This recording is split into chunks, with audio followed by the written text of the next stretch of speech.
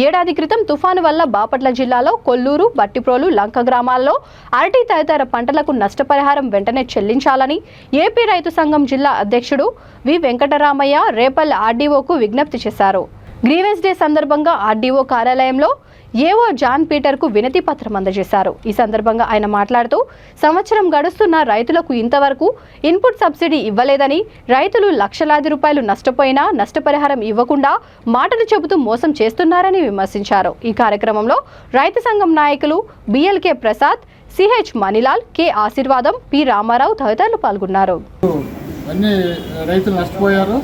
ఆ సమయంలో అప్పటికల్లా జిల్లా కలెక్టర్ విజయకృష్ణ గారు, ఇంకా రాజకీయ ప్రతినిధులుగా ఉన్న మేరు నాగార్జున గారు, దేవినేని మల్లికార్జునరావు గారు వీళ్ళంతా కూడా లంక గ్రామాలు పర్యటించారు.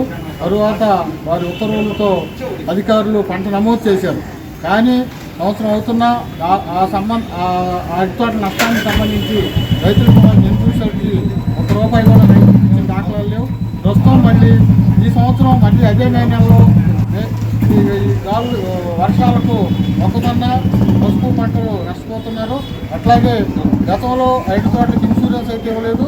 ఈ సంవత్సరం పసుపు పంటకి ఇప్పుడు నష్టపోయిన పసుపు పంటను కూడా నమోదు చేసి ఇన్సూరెన్స్ ఇవ్వాల్సిందిగాను, అట్లాగే మొక్కజొన్నను, పసుపుని కూడా యార్డుల ద్వారా కొనుగోలు చేసి ప్రభుత్వ మద్దతు ధరకి కొనుగోలు చేయాల్సిందిగా రైతు సంఘం తరఫున బాపట్ల జిల్లా రైతు సంఘం తరఫున అధికారులని వేడుకుంటున్నారు.